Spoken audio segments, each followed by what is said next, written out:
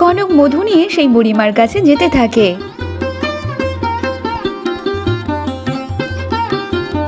ও বুড়িমা, বুড়িমা, এই দেখো আমি নিয়ে এসেছি সোনালি ডানার মৌমাছিদের সোনা রাঙা মধু। দেখো দেখো আমি পেরেছি। আর তাড়াতাড়ি তাড়াতাড়ি এবার তোমার নাতির পায়ে লাগিয়ে দাও তো, ওর পা এক্ষুনি ঠিক হয়ে যাবে। সে কি বলছিস রে মেয়ে, তুই সত্যি নিয়ে এসেছিস? কই দেখি, দেখি তো। এ তো সত্যি রে, এ তো সোনালি ডানার সোনা রাঙা মধু। বাহ বাহ বাহ, কি যে সুগন্ধ বেরোচ্ছে, তোকে যে কি বলবো। এ স্বর্ণজ্যোতিকা ফুলের মধুর যে সুগন্ধ আলাদা রে। সত্যি সত্যি তুই পেরেছিস রে মা, পেরেছিস। হ্যাঁ গো বুড়িমা, তুমি ঠিকই বলেছ। নাও নাও তাড়াতাড়ি এবার তোমার নাতির পায়ে লাগিয়ে দাও তো। হ্যাঁ রে মেয়ে, এক্ষুনি এক্ষুনি আমি আমার নাতির পায়ে এই মধু নিয়ে লাগিয়ে দিচ্ছি। আর কোনো ভয়ের কারণ নেই রে, তুই তো সময় মতো এই মধু যে আনতে পেরেছিস। এবার এবার আমার নাতির পা যে ঠিক হয়ে যাবে। আয় তো বাচ্চা, আয় আয়, এবার দেখি এটা তোর পায়ে লাগিয়ে দিই। তুই তো অনেকক্ষণ ধরে কষ্ট পাচ্ছিলিস, এইবার এইবার দেখ তুই হাঁটতে পারবি, তোর পা ভালো হয়ে যাবে রে। আয় আয়, আয় আয় দেখি নাতি, আয় আয়। তারপর বুড়িমা সেই মধু নিয়ে তার বেড়াল নাতির পায়ে সুন্দরভাবে লাগাতে থাকে। আর তখন সেখানে কিছু আলোর রোশনি বেরোতে থাকে। তারপর বিড়াল নাতির পা ঠিক হয়ে যায়। দাঁড়া তো মেয়ে, এবার দেখি তো আমার নাতিটার কতটা কি কাজ হলো না হলো। দেখি তো ও হাঁটতে পারছে কিনা। যা বাচ্চা যা, একটু হেঁটে দেখা বাবা, একটু হেঁটে দেখা তো, দেখি তোর পা কেমন ভালো হয়ে গেল। বুড়িমা এমন বলার পর তারপর বিড়াল সে একটুখানি সামনের দিকে হেঁটে দেখায়, আর তার পা সত্যি ভালো হয়ে যায়। এই তো আমার নাতির পা একদম ভালো হয়ে গেছে রে মেয়ে। বাহ বাহ বাহ, আমার নাতি যে কত সুন্দরভাবে হাঁটছে দেখ তো মেয়ে। তাই এ মেয়ে, মেয়ে তুই বল তো দেখি, এই কাজ তুই কিভাবে করলি? তুই তো একদম অসাধ্য সাধন করেছিস রে মা। তাই এত অসম্ভব কাজটা তুই করলি কি করে, বল তো দেখি। আরে বুড়িমা, সে তো অনেক কথা গো, অনেক খুঁজে খুঁজে তারপরে এই মধু পেয়েছি। আমি তো ওই ডালিম রাঙা মৌমাছির সাথে করে ওই 3 মোড়র পাহাড়ে গিয়েছিলাম, আর সেখানে গিয়ে তো সোনালি ডানার মৌমাছিদের মধু নিয়ে আসতে পেরেছি গো। তবে জানো তো বুড়িমা, আমার নাম হচ্ছে কনক। এই জঙ্গলের উত্তরের দিকে একটা গ্রাম আছে, সেই গ্রামে যে আমি থাকি। জানি জানি, আমি সব জানি রে মেয়ে। সে কি বলছো বুড়িমা, তুমি আমাকে চেনো? কিন্তু তুমি আমাকে চিনলে কি করে? তাহলে তুমি আমার গ্রামটাকেও তো চেনো। তা তোকে আবার আমি চিনবো নে রে, সেই ছোট্টবেলা থেকে তোকে আমি দেখছি। আর এই গ্রামে সব ছেলে মেয়েদেরকে আমি চিনি, কিন্তু কিন্তু কেউ আমাকে চেনে না রে। তোকে তো আমি সেই ছোট্টবেলা থেকে দেখছি, তাহলে তাহলে তোকে আবার চিনবো না বল তো দেখি? কিন্তু বুড়িমা, আমি তো আগে তোমাকে কখনো কোথাও দেখিনি। তাহলে তাহলে তুমি কোথায় থাকো বুড়িমা? কনকের এমন কথা শুনে বুড়িমা আর কোনো কথা বলে না। সে মুচকি হেসে তারপর দাঁড়িয়ে থাকে, আর তার শরীর থেকে কিছু আলোর রোশনি বেরোতে থাকে।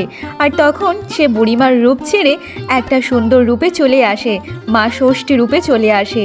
কে রে কনক, এমনভাবে কি দেখছিস আমাকে? আমাকে দেখে বুঝি চমকে গেলি? তুমি কে গো, এমন সুন্দর রূপে যে আমার সামনে আসলে, আর চোখ যে আমার ধাঁধিয়ে যাচ্ছে। তোমাকে দেখে যে একটা আলাদা অনুভূতি হচ্ছে। কত সুন্দর তুমি, তুমি কে? এই তো তুমি বৃদ্ধা ছিলে, তাহলে এক্ষুনি হঠাৎ করে এমনভাবে কিভাবে বদলে গেলে? আচ্ছা মেয়ে, তুই আমাকে দেখে অনেক অবাক হয়ে গেলি না? আমি হচ্ছি মা ষষ্ঠী। তোর কাজে সন্তুষ্টি হয়ে আমি আমার সাজেতে তোকে দেখা দিয়েছি। জানিস, তুই যখন জঙ্গলে নাকি মন খারাপ করে এসেছিলিস, আর ও যে আমার বিড়াল ষষ্ঠী, তাই জন্য তোকে দেখে ও যে আমার ডাকলো, ডেকে বলল যে কনকের মনের কষ্ট দূর করতে। তাই জন্য তো আমি এলাম তোর মনের কষ্ট দূর করার জন্য। ওর মনে যে অনেক দুঃখ কষ্ট লুকিয়ে আছে, তাই জন্য মা তোমাকে আমি ডাকলাম, যে ওর দুঃখ কষ্ট দূর করার জন্য। আর দেখো, এই পৃথিবীর বুকে ওর মতো এত ভালো মেয়ে কটা আছে বলো তো দেখি? কে রে কনক, তোর এই মনে এত দুঃখ এত কষ্ট কিসের বলতো? তুই আমাকে বল তুই, আমি যদি তোর দুঃখ কষ্ট দূর করতে পারি, বল আমাকে। মা তুমি তো অন্তর্যামী, তুমি তো সবার মনের কষ্ট বোঝো। তাহলে তাহলে আমি যে এত কষ্ট পাচ্ছি কেন তুমি বুঝতে পারছো না কি? সবার বাড়িতে বাড়িতে ভাই আছে, সবাই ভাই ফোঁটা করতে পারে, রাখি বাঁধতে পারে, কিন্তু আমার আমার যে কোনো ভাই বোন নেই, আমি সেটা পছন্দ করতে পারি না। তাহলে আমার মনে যে কষ্ট দুঃখ হবে না? সবাই সবাই আমাকে নিয়ে কত হাসি ঠাট্টা করে। আমার একটা ভাই থাকলে খুব ভালো হতো। মিয়াও মিয়াও, তুমি কেঁদো না কনক, কেঁদো না। তুমি এমন ভাবে কষ্ট পেও না। ভাই নেই তো কি হয়েছে, তুমি এমন ভাবে কষ্ট পেও না। মিয়াও মিয়াও। না, তুমি বুঝতে পারছো না, যে বোনের কাছে যার কোনো ভাই বোন থাকে না, তার কতটা কষ্ট হয় সেই একমাত্র জানে। কে রে মেয়ে, তোর কে বলেছে তোর কোনো ভাই বোন নেই? তোর যে ভাই বোন সব আছে। তোর যে 4টে ভাই আছে, একটা বোন আছে, তুই যে 4 ভাইয়ের বোন। তাহলে তুই যে অনেক আদরের রে, তোর যে 4টে ভাই আছে, তুই এটা নিয়ে কষ্ট পাস না রে? তখন কনক মনে মনে বলতে থাকে, এ কি শুনছি আমি? আমার 4টে ভাই আছে, আবার একটা বোন আছে, মানে আমার ভাই বোন সব আছে। কই, আমি তো জানি না। আজ পর্যন্ত আমি কোনো দিনের জন্য আমার ভাই বোনেদের দেখা পাইনি। তাহলে তাহলে তারা কোথায় আছে? কোথায় আছে তারা? কে রে কনক, আমার কথা বুঝি তোর বিশ্বাস হলো না? এত কি ভাবছিস বলতো? না না মা, তোমাকে কেন অবিশ্বাস করব? তুমি যে অন্তর্যামী, তুমি সব কিছু জানো। তাহলে তাহলে তোমাকে কেন আমি অবিশ্বাস করব? কিন্তু মা, এটা বলে দাও, এটা তো বলে দাও যে আমার ভাই বোনেরা সব কোথায় আছে? তবু একটা দুটো আমার ভাই বোন না, আমার যে 4টে ভাই আছে, একটা বোন আছে, তাহলে তাহলে তারা কোথায়? আমি যে তাদের দেখবো, আমার যে বড় মন চাচ্ছে তাদেরকে দেখার। আমাকে বলে দাও মা, তারা কোথায় আছে? কিন্তু তারা যে কোথায় আছে সেটা তো আমি বলতে পারবো না। তবে শিশুদের যে তার মায়ের কোল পর্যন্ত পৌঁছে দেওয়া যে আমার কাজ। তারপর থেকে যে আমি আর কোনো খেয়াল রাখি না, তার মারাই হচ্ছে সব কিছু খেয়াল রাখে। তাহলে তাহলে মা, আমি কোথায় থেকে জানবো যে আমার ভাই বোন কোথায় আছে? তাদেরকে কিভাবে খুঁজবো? তার খবর কে দিতে পারবে? বলো না মা, তার খবর কে দিতে পারবে? শোন কনক, একবার তোর এই খবর তোর মাই দিতে পারে। তুই একবার তোর মার কাছে গিয়ে জিজ্ঞাসা কর। তুই চলে যা রাজবাড়ি বিজয়নগরে। ওখানে যে বন্দি হয়ে আছে তোর মা, আর সেখানে গেলেই তুই তোর মাকে দেখতে পাবি। আর তার কাছে গিয়ে তুই জিজ্ঞাসা কর তোর ভাই বোনেরা কোথায় আছে। একমাত্র তোর মাই বলতে পারবে। আমার মা যে রাজবাড়িতে?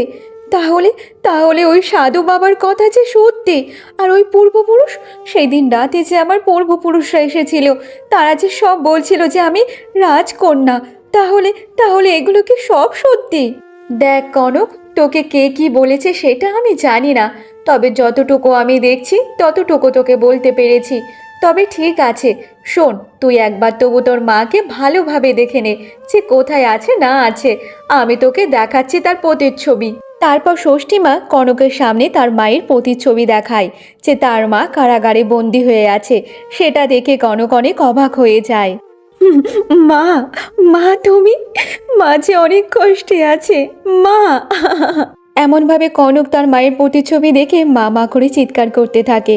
অন্যদিকে কারাগারে বসে বসে পদ্মা তার মনের মধ্যে যেন কেমন একটা অনুভূতি হতে থাকে। তখন সে বলতে থাকে, আমার মনের মধ্যে এমন কেন হচ্ছে?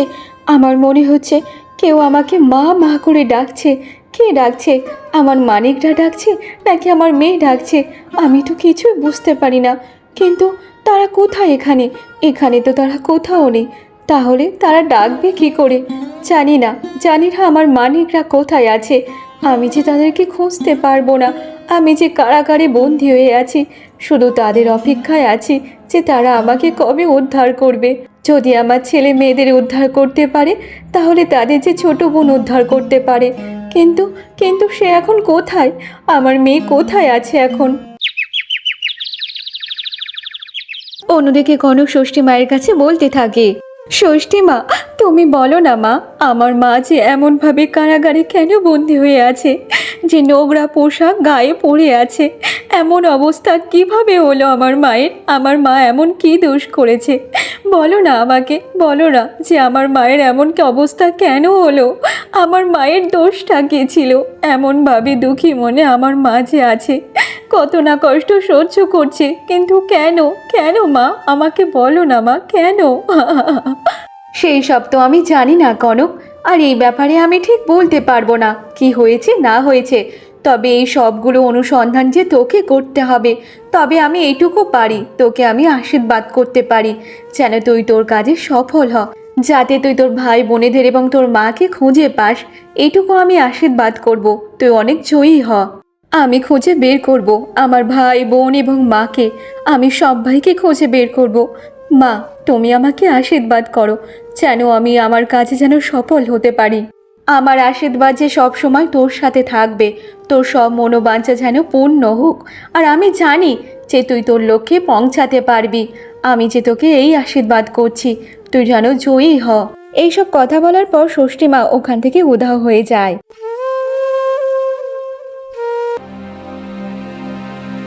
না না না, এইসব মেনে নেওয়া যাচ্ছে না। প্রাসাদে এগুলো কি ঘটছে? একের পর এক ঘটনা ঘটে যাচ্ছে। আর মহারাজ, মহারাজ এমনভাবে বদলে গেল কি করে? আমি তো এটা অবাক হয়ে যাচ্ছি। আজকের আমি নিজের চোখে যা দেখেছি তা কখনো কল্পনা করতে পারবো না। আবার তোর কি হলো? তুই এমনভাবে কেন পাগলামি করছিস? কি দেখেছিস এমন, সেটা তো বল। তারপরে মায়া রানী এমন কি দেখার পর এমন করছিল, সেই সব ঘটনাগুলো এক এক করে বলতে থাকে। আজকের আমি কারুর কথা কোনো শুনবো না। আজকের আমি মহারাজকে নিজের হাতে খাওয়াবো। অনেক দিন হয়ে গেছে যে নিজের হাতে মহারাজকে খাওয়াতে পারছি না। না না, আজকের আমি কারুর কথা শুনবো না, বড় রানীরও কথা শুনবো না। আজকের কক্ষে গিয়ে আমি নিজের হাতে মহারাজকে সুন্দরভাবে খাইয়ে দেব। আজকের বর্দি অন্দরমহলে নেই, এই হচ্ছে সুযোগ। এই সুযোগটা হাতছাড়া করা যাবে না। তবে বর্দির গুরুদেব যে বলেছিল মহারাজের সামনে যদি আমরা যাই তাহলে তাহলে যে মহারাজের বিপদ হতে পারে। না না না, আমি মহারাজের সামনে যাব না, তার থেকে আমি দূর থেকে দেখব। মহারাজের বিপদ হোক সেটা আমি চাই না। তারপর মায়া রানী মহারাজকে খাওয়ানোর জন্য মহারাজের কক্ষে যাচ্ছিল, আর যেতে যেতে মহারাজের কক্ষের বাইরে থেকে সবকিছু দেখতে থাকে।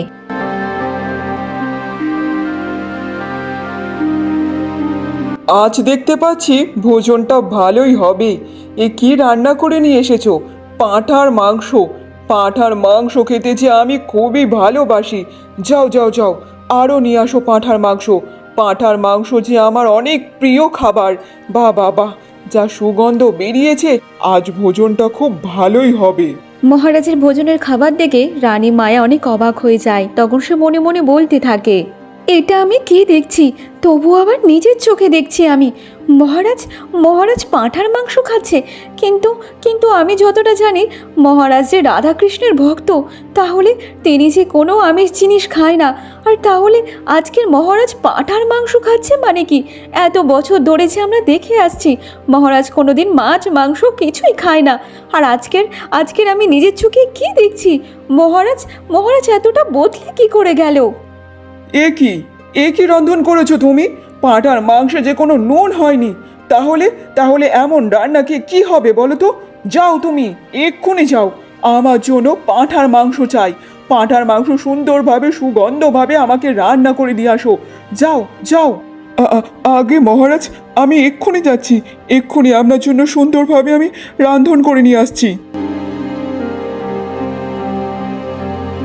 মহারাজের এমন ব্যবহার দেখে মায়া রানী অনেক অবাক হয়ে যায়।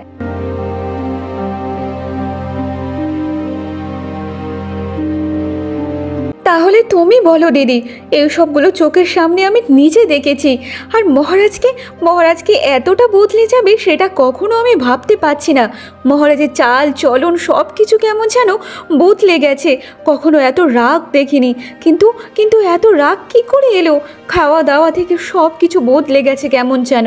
হ্যাঁ রে মায়া, আমিও তোকে একটা কথা বলবো বলে বলা হয়নি জানিস, প্রত্যেক রাতে যখন সবাই ঘুমিয়ে পড়ে আর প্রাসাদ যখন শান্ত হয়ে থাকে তখন তখন আমি বড় রানী মল্লিকাকে দেখেছি সব সময় লুকিয়ে চুরিয়ে ওই মহারাজের ঘরে যেতে, তবু একবার আধবার না, এটা আমি অনেকবার দেখেছি, সব সময় যেতে দেখেছি।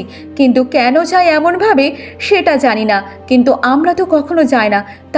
তাহলে বড় রানী কেন এমনভাবে যায় মহারাজের কক্ষে? তার মানে বড় রানী আমাদের সবাইকে ঠকাচ্ছে, এমনভাবে ঠকাচ্ছে বড় রানী নিজেই তাহলে মহারাজের কক্ষে যায় আর আমাদেরকে মহারাজের কক্ষে যেতে দেয় না। কিন্তু কেন এমনটা? আমি বড় রানীকে ছাড়বো না। আমার মহারাজকে ওই কেড়ে নিচ্ছে, বড় রানীকে কখনো ছাড়বো না, কখনো না। মায়া, শান্ত হয়ে যা, আমরা এবার সব কিছু বুঝতে পারছি। ওই বড় রানী আমাদের চোখে ধুলো দিয়ে এই সবগুলো করছে। ঠিক আছে, এইবার আমরাও দেখব। দিদি, তুমি আমাকে শান্ত হতে বলছো? না না না, এটা কখনো মেনে নেওয়া যায় না। আমি শান্ত হব না। বড় রানী আমাদেরকে ঠকাচ্ছে, এমনভাবে ঠকাচ্ছে আমরা কখনো কল্পনা করতে পারিনি। না না না না, এটা মেনে নেওয়া যায় না। এমনভাবে বড় রানীর উপর যখন বাকি রানীরা রেগে যায়, এই সবগুলো প্রতিচ্ছবি বড় রানী এবং তার গুরুমা বসে বসে সব কিছু দেখছিল। কি বুঝলি মল্লিকা? এই সব দেখে বুঝি অবাক হয়ে যাচ্ছিস? আমি ভেবেছিলাম রাজা মহেন্দ্রের বাকি রানীরা ঠিক আমার বশে থাকবে, আমার কথায় উঠবে আর বসবে, কিন্তু এ তো দেখছি অন্যরকম। এরাই যে ধীরে ধীরে আমার শত্রু হয়ে যাচ্ছে, শত্রু মানে বিষধর শত্রু হয়ে যাচ্ছে। ওই সেনাপতি রাঘবের থেকেও এরা বিষাক্ত। এরা বিষাক্ত মানে অনেক বিষাক্ত, বিশাল ক্ষতিকারক। কিন্তু এদের বিষ ছড়াতে দেওয়া যাবে না। সব জায়গায় বিষ ছড়ানোর আগে এদেরকে সব বিনাশ করতে হবে। এরা এখন সবে নতুন চারা গাছ বেরোচ্ছে, তবে বৃক্ষ হওয়ার আগে এই চারা গাছগুলোকে বিনষ্ট করতে হবে। এদেরকে বাড়তে দেওয়া যাবে না। জানিস তো মল্লিকা, সূঁচ হয়ে ঢুকে আর ফাল হয়ে বেরোতে এদের বেশি সময় লাগে না, বুঝেছিস? গুরুমাতা, তুমি একদম চিন্তা করো না। এই বিষ চারা কিভাবে সমূলে উপড়ে ফেলতে হয় তা আমি ভালো করে জানি। রাজা মহেন্দ্রের বাকি রানীরা এখনো জানে না আমাকে ভালোভাবে, যে রানী মল্লিকা কেমন বিষধর, বিষের থেকেও ভয়ঙ্কর। এমনভাবে বড় রানী এবং তার গুরুমাতা মিলে কথা বলতে থাকে।